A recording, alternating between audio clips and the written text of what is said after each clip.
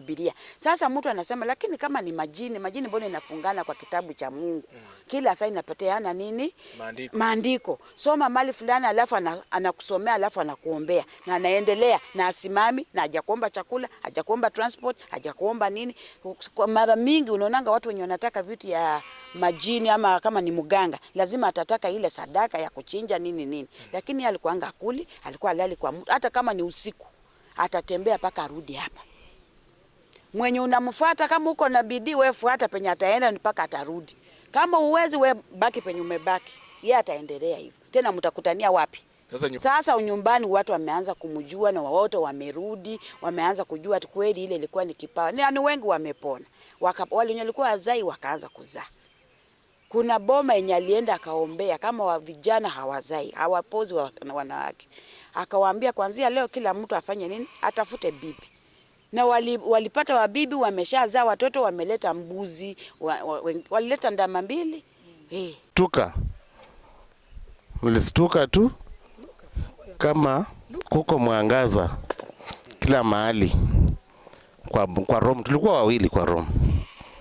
Sasa vile tulikuwa wawili, mimi nilistuka kabisa, nikapishukwa na bumbuazi. Kaona tu mwangaza. Mwangaza, kafikiria wametuingilia. Ingawaje tulikuwa na stima, nikafikiria mtu wametuingilia, wameweka on bulbs. Kuangalia bulbs hakuna, lakini kila mahali unaona kila kitu. Light. Kwa hivyo nilistuka sana. Nilistuka na nikaanza kusikia sauti. Na huyo alikuwa analala. Kama amelala. Sasa sauti ikaanza kutoka, nikaona anaamuka. Akaamuka kwa sababu alikuwa anaita Maria mdomo 3. Ndiye akaamuka. Akauliza ni nani Maria? Na ile sauti kamjibu. Kwa hivyo, na hiyo sauti wewe pia unasikiza? Mimi nilisikia. Tulikuwa wawili. Mimi nilikuwa nasikia. Tulikuwa wawili kwa room. Sasa nikastuka.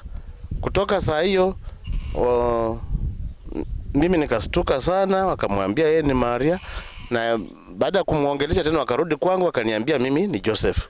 Pia mimi sikukubali, nikamuuliza Joseph imekujaje? Kwa sababu mimi naitwa John Ibrahim Wegulo. Hiyo ndio ilikuwa majina yangu.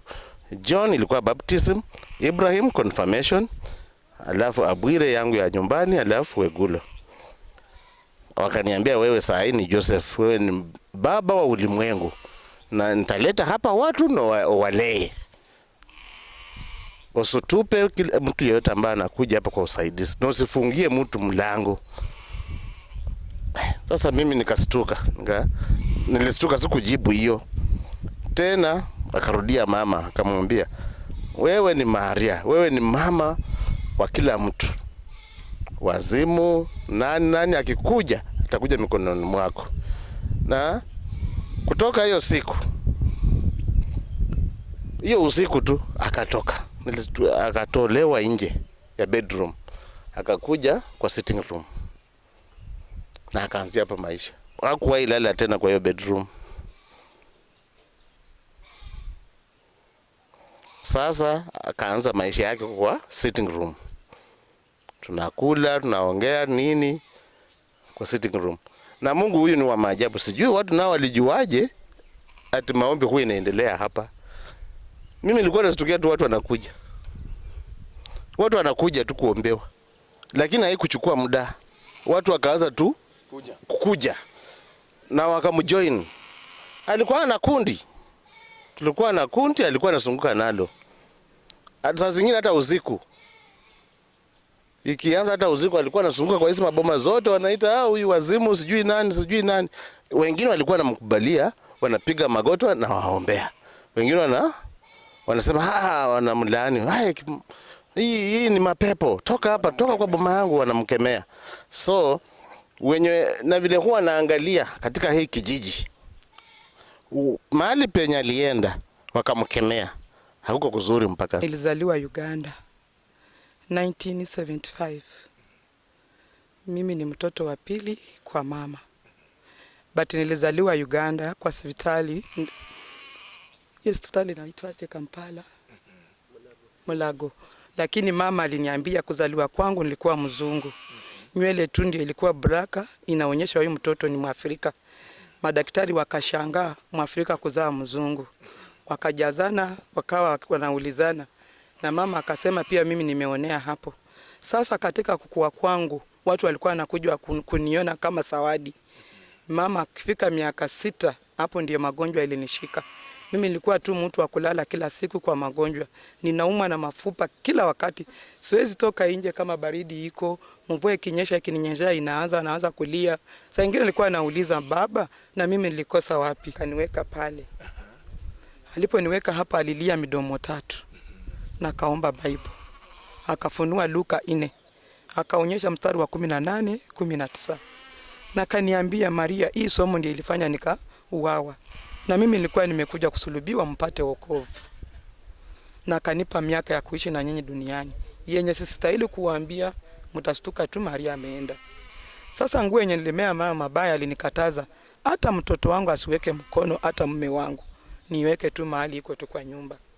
Na kaniambia ile siku roho yako itakutuma kutoka nayo nje ndio siku ya mwisho.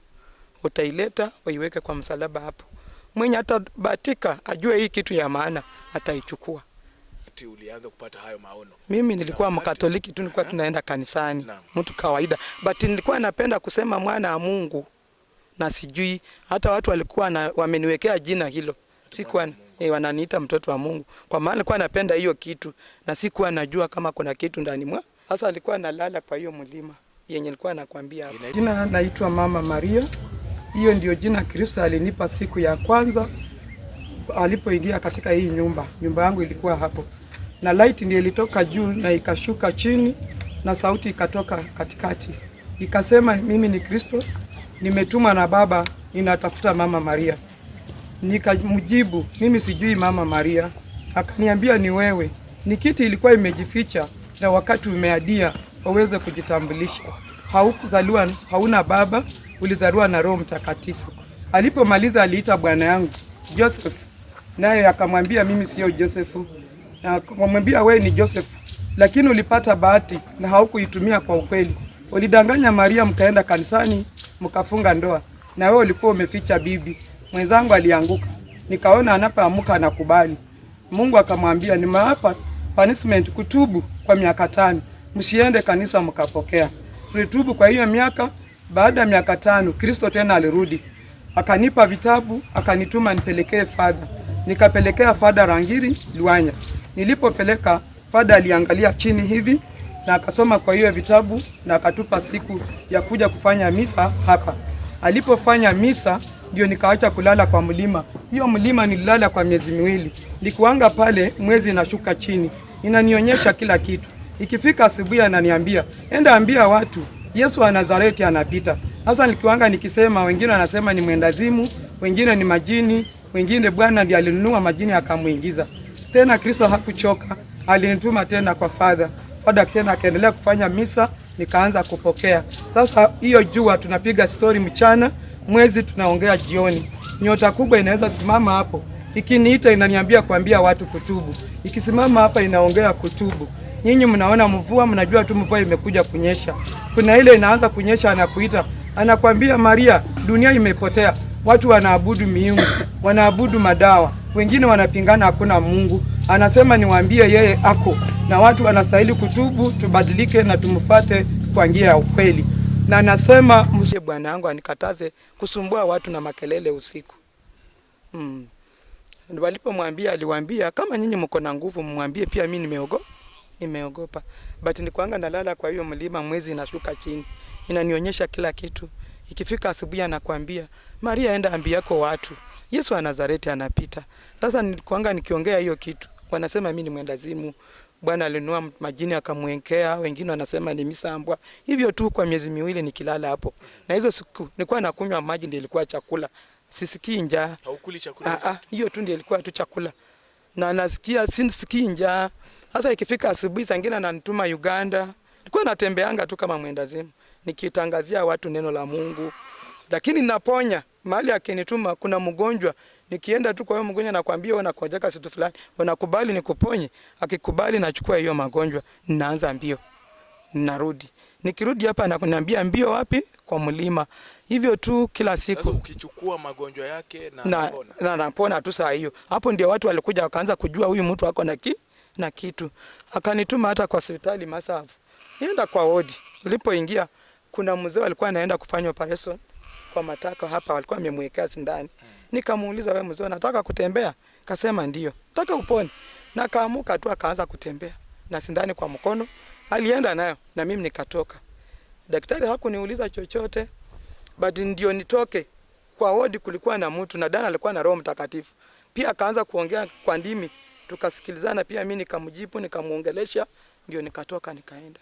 Tena nikarudi tu hapa. Nilikuwa natembea tu na miguu hizi nibeba na sichoki. Sasa tuma niende na ngoma, ilikuwa Sunday. Tulienda na bwana yangu tukapata wamekaa meeting, wakaanza kuuliza maswali, mimi sikujibu. But yeye aliinua mikono yake akafanya hivi. Zilikuwa siku za Pasaka ya Karema. Na hiyo story ya Karema, mtu akikufanyia hivi amekufunga. Kitu yenye ninajua alijifunga mwenyewe, kwa maana mimi sina ubaya na yeye. Mimi sikujibu. Nilirudi nikaanza kuuliza Mungu, wewe ndio ulimetuma katikati ya wanadamu na wamekataa mimi nifanye mimi. Mimi ni Mkatoliki. Hiyo kitu iliniuma kutoka huko. Nilikuwa nalia. Ndio sasa akaniambia hata Renewal Charismatic ni Catholic. Ingia hapo na ufanye kazi yangu.